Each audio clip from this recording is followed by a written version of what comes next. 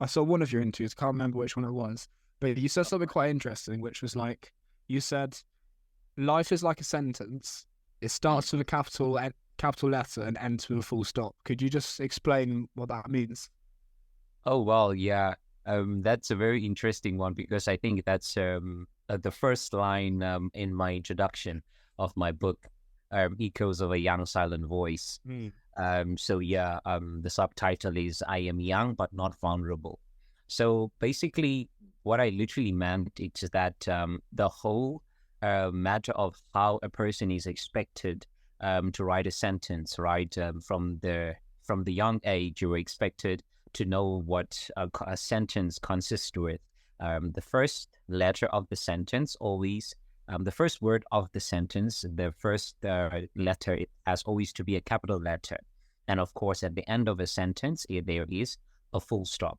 But because of life and the tragedy that we go through, we get to realize that somehow um, we get to grow up and realize that our life does not live to that extent, or we do not project ourselves in accordance to how we are ought to live. So from a young child, you're supposed to grow up and become a good boy to mommy and daddy, go to school, have, this magnificent life. And you're expected to go to varsity after high school and, get a complete your degree and earning. That is how life is supposed to be. But now the question is, what if it's not like that?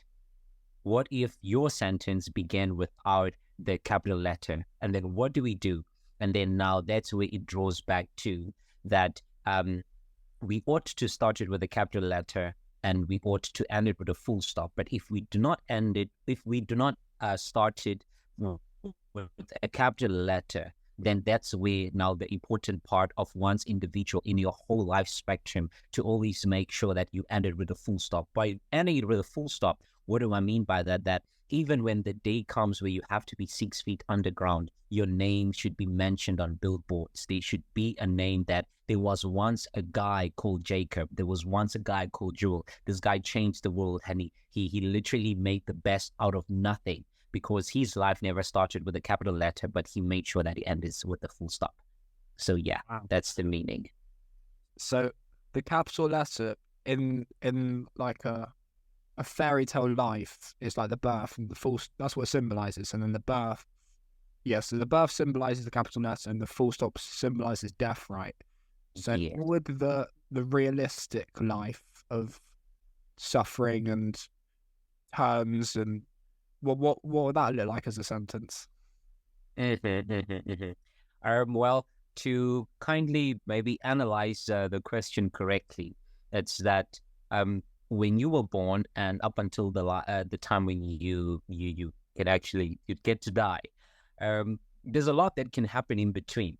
There are a lot of words that come in between your life. There are a lot of commas within a sentence that comes in between, and there are a lot of spaces between words that come in between. And in a metaphorical expression into speaking into that, that literally speaks towards the whole emphasis of life and the sequence of how things happen. Other alphabets are much taller than the others. Other alphabets are much more in a different shape from the others. So what's the analysis of that? It's that you get to experience life's different phases. You get to go through all the ups and downs. There are some moments where you get to have that gap in between. And all of those things at the end of the day, they add up to your whole life, because that whole sentence at the end of the day, it's your story. And that is what you are telling. I like that analogy. So Yeah. I think it's like, you know, those links you sort of copy and paste that are just like all the letters and everything everywhere and all random. I think that's what life what it is more like. Hmm.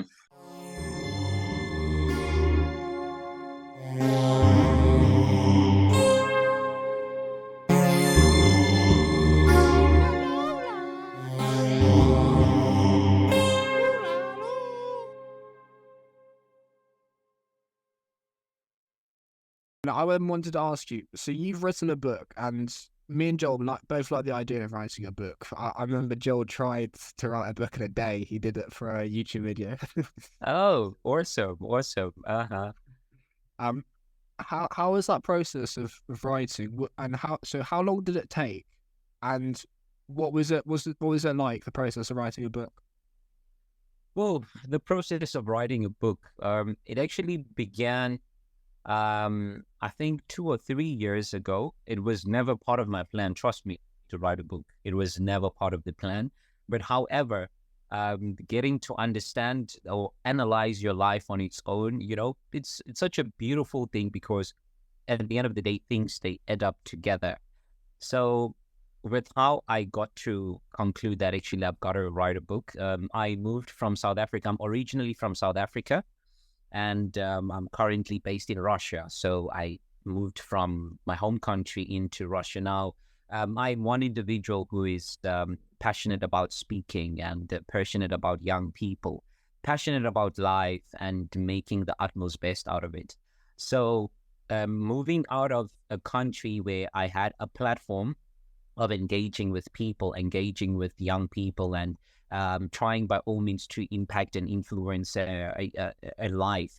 So I had to come to a point where, when I got to Russia, unfortunately, 99% of Russians, they do not speak English at all. They don't speak English. So it's the Russian language. So it was now that kind of limit, in a way, that I would say, that was brought up to me, that, okay, I am somehow limited in this country because I cannot flourish, because the only thing that I do, I came here to study medicine, and I came here to be a doctor.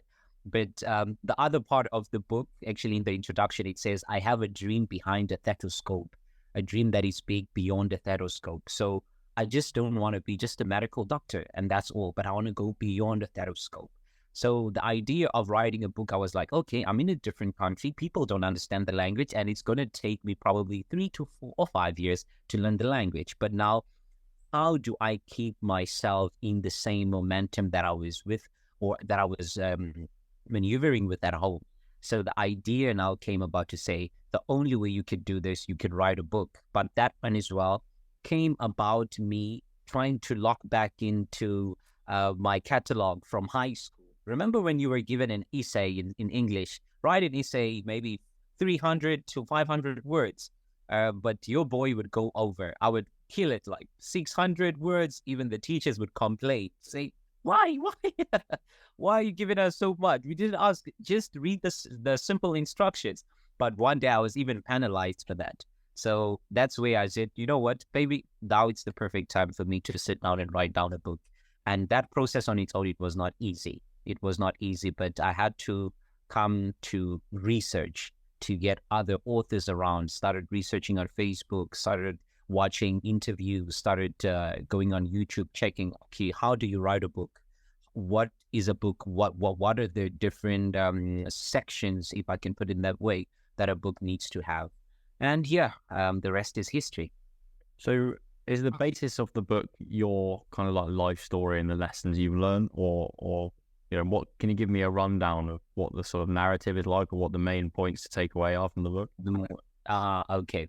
So the book on its own, it's about a young person, and all the struggles that we go through, psychological challenges, emotional challenges, physical challenges, and social challenges. So echoes of a young silent voice. Echoes means the struggles, the noise, the depression, the anxiety, the drugs, the alcohol, and everything. Those are echoes. And of a young silent voice, that means the voice within yourself. So I speak a lot about I cannot say that in this book I literally tell my story per se. I just analyze a bit of, a synopsis of a chapter in my life to say that, oh, this is what I went through. So this is how we should tackle it as a generation. And one of them, I think, is the part of you have to fail. I think that is chapter 6 of the book, if I'm not mistaken. Yeah, the analysis that you have to fail. We find a lot of young people in our generation that, find it in a way that once I fail, I am done. Failure for them, it's the end of the world. But I come up to say that actually, no, failure is not at the end of the road, but failure, it's basically another chance to repeat it much more and do it much better than you did it before. Because failure, it's a 4-letter word. So it's FAIL. So you need to retrack back and say F stands for focus. You've got to focus in what you had failed in. Focus, put your attention in it, put your time in it. Then the A means your association. Association means what you do on your daily basis that influence you in that decision that you're making. And then the I stands for introspection. Introspect yourself within you. What is it that had made you fail? Are you probably struggling from some past traumas? Are you struggling from some other external factors that are making you not being able to express yourself or help you in the manner in which you have to fail? And the last one is to learn. You have to take the lesson within it and learn, because it's not the end of the world. You cannot just come today and do it and get it done the first time. You've got to start somewhere, and it has to hit you probably 7 times before you can even get it right. And that's just the analysis and the analogy of success. Yeah. Wow. Yeah. I remember listening, and your stories is pretty impressive. It's like, if I'm right, didn't you? So you came from South Africa, and didn't you have like addiction problems and stuff, and then you managed to channel this into sort of public speaking and writing? How did that? What were the stages in that transformation? Whoa. So just to give a backdrop, I think when I was, how old was I? I think I started actually in drug addiction, or indulging into alcohol and drugs when I was in the age of 9, when I was 9 years old, going to my 10th, being 10 years old, and that's when I started. But there's a whole story behind that. Yeah.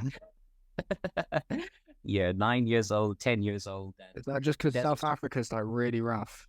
Like I've heard it is. Trust me, it's not that easy. At home, it's really rough. But it's only certain parts of the country that you grow up in, like the locations. A part where there is no role models in the community, a community that just worries about things that does not matter in our generation and the future and so forth. But yeah, that on its own, it's another story. So from that ideology, I grew up in that kind of community whereby the best way in which you can become popular, or the best way in which you can get your flowers, is by doing the wrong things. Talk smuggling things, talk probably robbing someone, talk about cars, talk about alcohol and drugs. We worry about how many girls you dated by that time. And those influences for me came from my surroundings. I never actually had friends of my age. My friends were probably, I was like, those niggas are dumb, man. I was like, nah, those kids. By the way, I'm also a kid, and I'm saying to others, look at kids. But influence around me, that's what actually influenced me the most, because I had like elder uncles and brothers and so forth. So the transition from that kind of life into channeling everything, it was a long journey. But one of the things I could pick up, it's that I had always been a young person that always wanted to get validation out of society and the community. And that on its own, it was from the spectrum that out of my family, out of me, my father, mother, and all those and all other relatives, they never gave me that attention. So I was the attention seeker from outside, that I have to fill in this void that's within my heart, because my family never managed to do that. So I had to go to the streets to kind of get that validation. And how that changed about, it's when I got introduced, when one day I was playing a role in school to act as Mandela. And, just the feeling and the thrill of just being on stage after doing something magnificent, people clapping for you, and everybody gives you the words of, well done, we wish to see more of this. That was the game changer for me. Yeah. And it escalated into church, joining church, and church played a very magnificent role as well. Wow. Yeah. So it's like changing your energy and through escape and finding something else. Yeah. Yeah, exactly.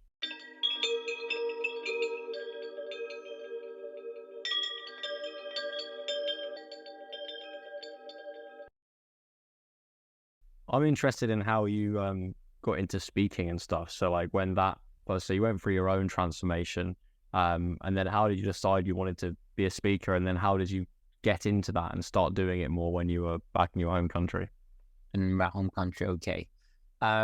With that, I started speaking when I was in my high school, but the event that happened when I had to act out the Mandela role, it was my last year of primary school. Instead, that was the ceremony of the school, and the story behind that it was I was always a loud person. I loved talking. One of my teacher, even in my report card, the results he wrote that Sia is very talkative. So my parents had to always scold me on that. So I guess it was one of the things that I realized about myself, that what is it that I was good in, and what is it that I could do it without even wasting or without even looking for the smallest energy within myself to do it. It just came naturally.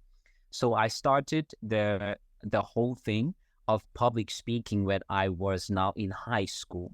But in high school, church had to play a very significant role in that, because at church, you once as a young person, you get involved in the things of the church, and then you get to be assigned certain positions in church to be like, okay, you can lead this group, you can probably teach Sunday school, you can probably try and do this. And the more you engage with these groups that always come together in church in discussions, from those discussions, that's where I actually realized that actually I have a passion for speaking.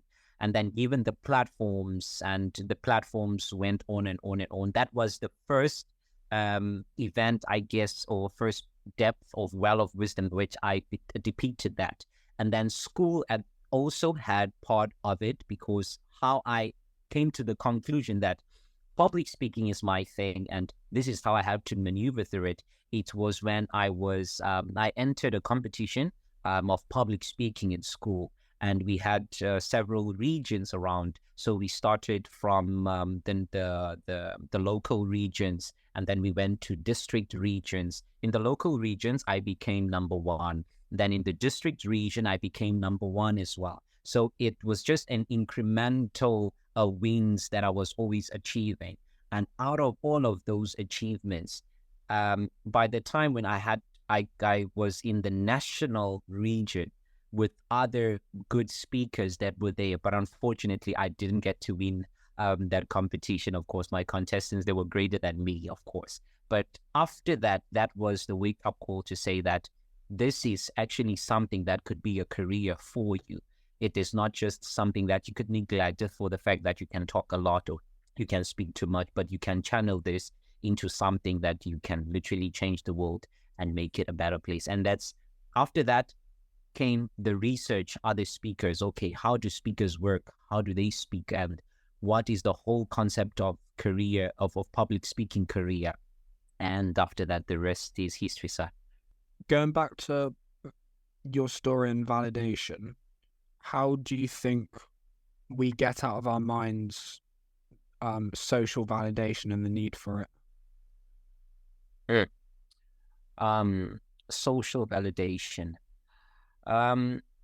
This one is a very interesting one, because going back to another analysis, I love using analogies, right?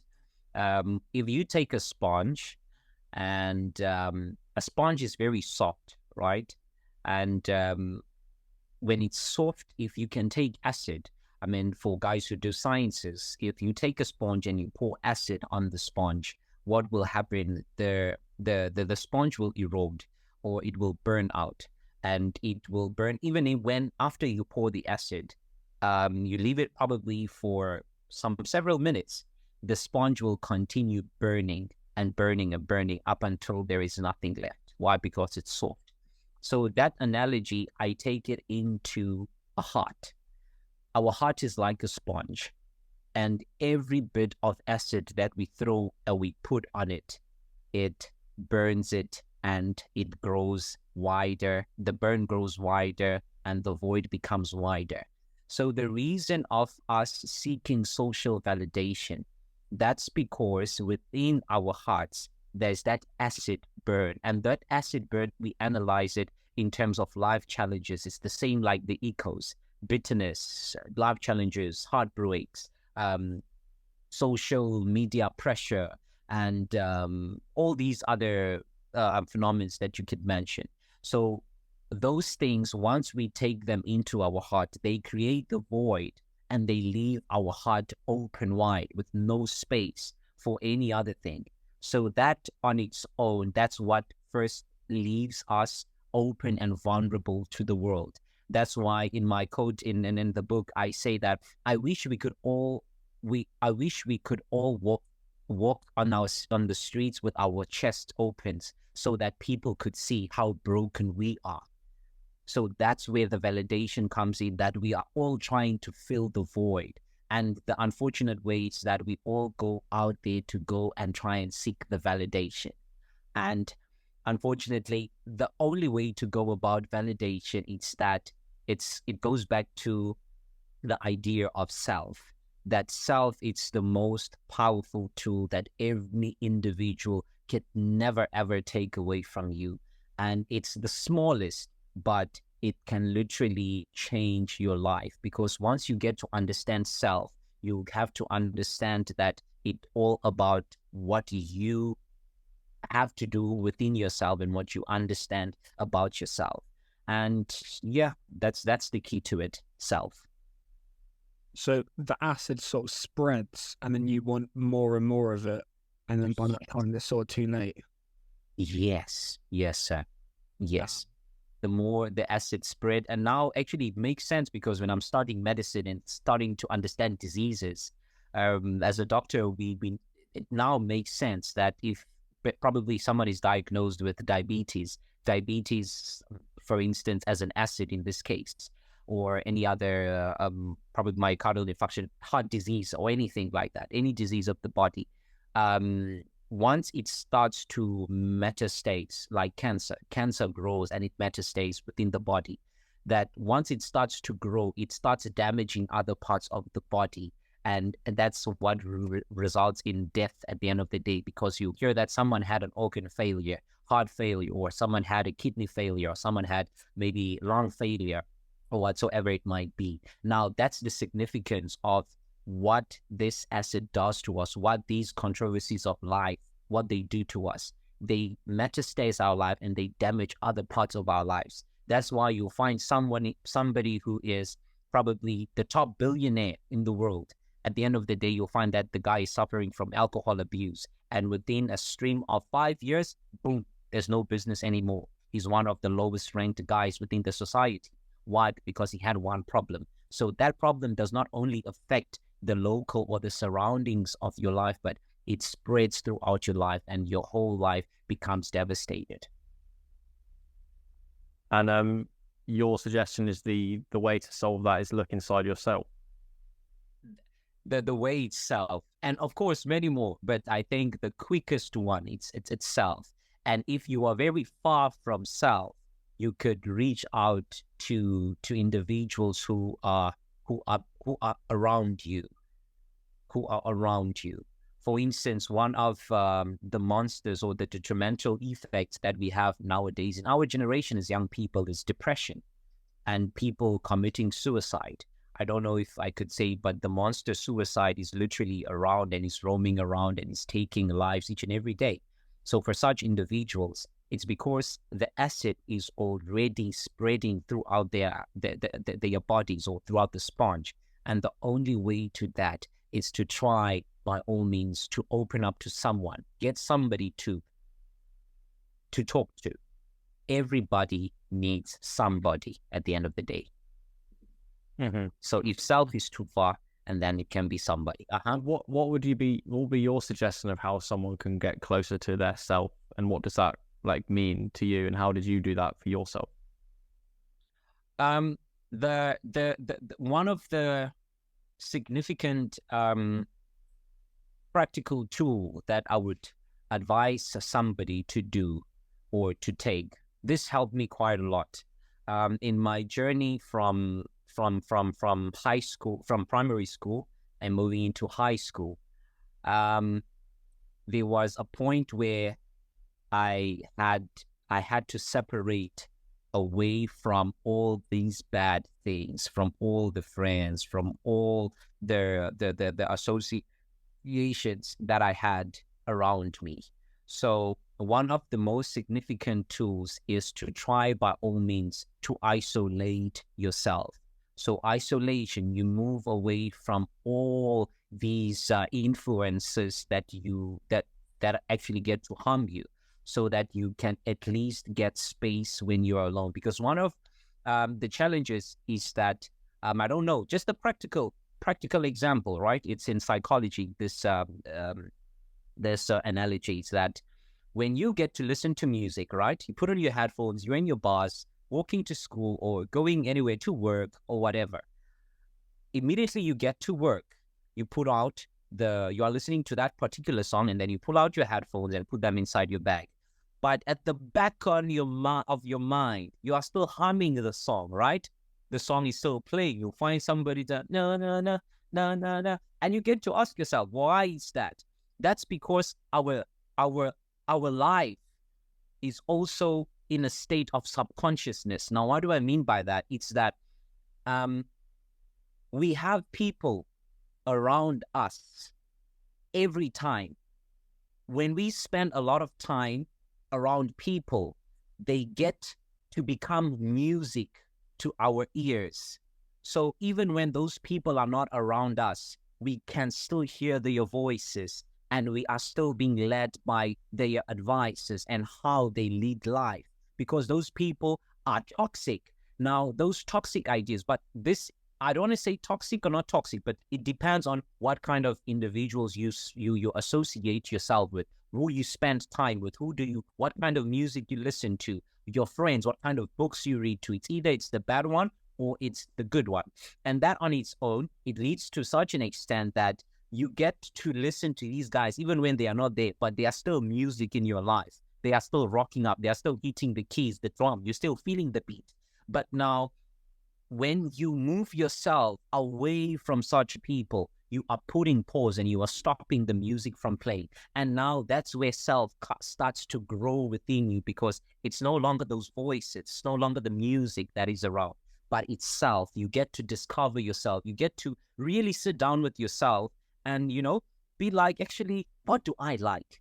I heard Jacob always tells me that I probably like Kendrick Lamar. But do I really like Kendrick Lamar? Or is it because I like Kendrick Lamar because he loves Kendrick Lamar? Do I really like this thing? Or is it just because my association tells me that I like this? Because certain parts, we become individuals that become these people that we become people's persons, if it makes sense. Just because they say you are that, and then you take it within you, say, I'm a superstar because everybody says you're a superstar. But going back to the initial part, the inner you, are you really that person? It's back to the idea of, so the self is, that's why people say you're not being yourself, and that's how you get away from yourself. But and those other people, they are the echoes of the young, dangerous mind. Yes. Yeah.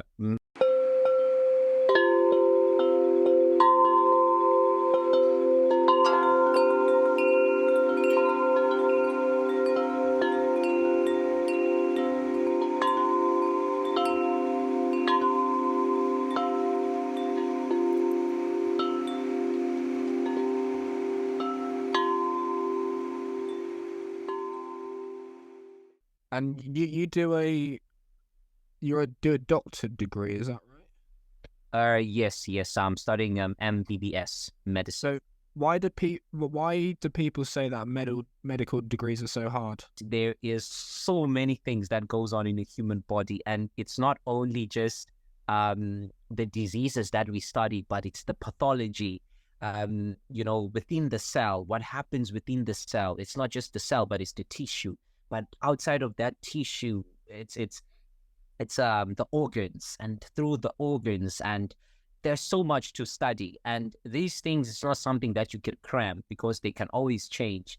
Everyone's bodies are different. So on its own, I would say that it's difficult because there is so many departments that we have to study. That's why you'll find there is a GP doctor, there is a pediatrician, there is a psychiatrist, there is a neurologist, and all these other medical specialists. That's because there is so much to study in just one department. Right now, as we are talking, just by your face, I can tell a lot. We can spend probably 3 months just discussing your face only, starting from your skin to your eyebrows to your eyes. A lot could go on. So that's what I would say. Medicine has just a lot of information that is endless. Well, you seem to be balancing quite a lot. I would say I try. I would. Actually, the honest answer is that I balance quite a lot, but I am not the best in all. Okay. That's what I would say. I think that's a fair one. They say jack of all trades, but master of none, I believe. Yeah, so I would say jack of all trades. You do everything. You can, once I put you in any space, you can adapt and you can do that thing. It speaks to talent, it speaks to jobs, it speaks to a lot of things, but you are master of none. That literally means that you are not the best in everything. Right. For an example, Lionel Messi or Cristiano Ronaldo as a footballer, you take him right now and then you put him in a cricket field. I'm not sure if he'll do best or what, I don't know. But the only thing that we know them for, it's the soccer ball. Once we put them in the field, I mean, he's the best. They did it to Michael Jordan, didn't they? He played baseball. He played baseball for a little bit. Mm. Yeah. And he was all right, but he wasn't the best. Right, yeah. That's what I would say as well. Do you have any advice and tips for public speaking? For public speakers or someone who wants to become a public speaker? Oh, well, I would say you will never get to become a public speaker if you don't realize that you are one. So you've got to realize that you are a public speaker. And I would say that public speaking is just not for, it's not for people who are vocal, but public speaking is just the art of speaking. For the fact that we are sitting here, we are having conversation. So as long as you could have a conversation with somebody, then you are called to be a public speaker. And the only analogy that is there within public speaking is that you speak and somebody understands, and the other person speaks and you understand. As long as that balance is maintained, understanding and speaking, then everybody could be a public speaker. But to someone who is at the verge of not knowing whether they are a public speaker or not, I would just say that they have to just give themselves time and start, because there's never a point whereby you say, I'm waiting for this, and the beginning is not easy. Stage fright is still one of the battles that I fight each and every day. Yesterday I was at a school conference as a leader of the international club in our school, but I was still frightened. Stage fright is something that always happens, so they should never get discouraged whenever they get to experience such. And one last thing, as a quote from my book, I say that discouragements does not only discourage you, but they also miscarriage you. Discouragements does not only discourage you, but they also miscarriage you. A woman, when she is pregnant, there are two kinds of doctors that can help her. There are doctors that can help her to give birth to a child, or there are doctors that can help her to abort the child. So what you associate yourself, because everybody is pregnant with a dream, everybody is pregnant with a purpose. So you've got to make that decision on who is the doctor around you that's going to help you become the better version of yourself. Never allow discouragements to discourage you, because at the end of the day, they will miscourage you. So the giving birth, is and that symbolizes the dream, and The then dream. the doctor symbolizes the path. Yes. Yeah. And so you'd say, like, you said at the start, you have to have some sort of giftedness or sort of desire to want to do it and believe you can do it. Would you say that's the same for writing? And how would you give sort of similar advice about writing? About writing, yes, I would give the similar advice, because writing on its own, it's a different, and it's a whole different sphere. But writing, I would just tell them that everybody's a writer, by the way, because everybody's writing a story. By waking up in the morning till the day you go to bed, you wrote a chapter of your life. So everybody's is a writer. For the fact that a person to come and tell you, how was your day today? And they would start, telling everything at all. So that already you are a writer. So the only thing I would say is that the only difference is that others just choose to speak it, but writers choose to put it in black and white. They sit down and then they start writing. One of my mentors said to me that it's not about the number of pages that you can fill. It's not about the paragraph or the number of lines that you can write in a paragraph, but it's about a word that you can put down on paper. That's what writing is. As long as you start, that's the most important thing. Isn't it probably like articulating as much into sort of as little and as the most quality way of putting it? Yes. It's literally like that. And how long did it take you to write your book? My book, it took me, I think, a year to write. It took me a year. Yes. And was that sort of a couple hours each day? It's a whole different story. If I had the time, because it's like 10 past now, if I had the time, I would love to narrate of how I got about it. But I would say that it was a roller coaster of experiencing writer's block. Writer's block is a session whereby you have written everything within you, don't know where to write, what to write on the next page or what to say in the next sentence. Everything is just dimmed. And it was quite a bit of a journey. And as well as being a medical student, it was not easy, because there are some times where I would go like literally 3 months without writing, because I have some important modules and everything to do. So it was quite of a roller coaster, but I managed to do it successfully, though, but with tips. But with someone like that, I would say at least be associated with writers. It goes back to association. Everything we do has to do with association. Who influence you? You hang around chickens, you'll be a chicken. But you hang around eagles, you learn how to fly. My last small question I want to ask you is, how do you get over writer's block? How I got over writer's block. I had to understand, where does my inspiration of writing come from? And my inspiration of writing comes from a lot of things. I do music. It comes from music. I love watching movies. It comes from the movies that I write. But of course, particularly, what kind of movies do I watch?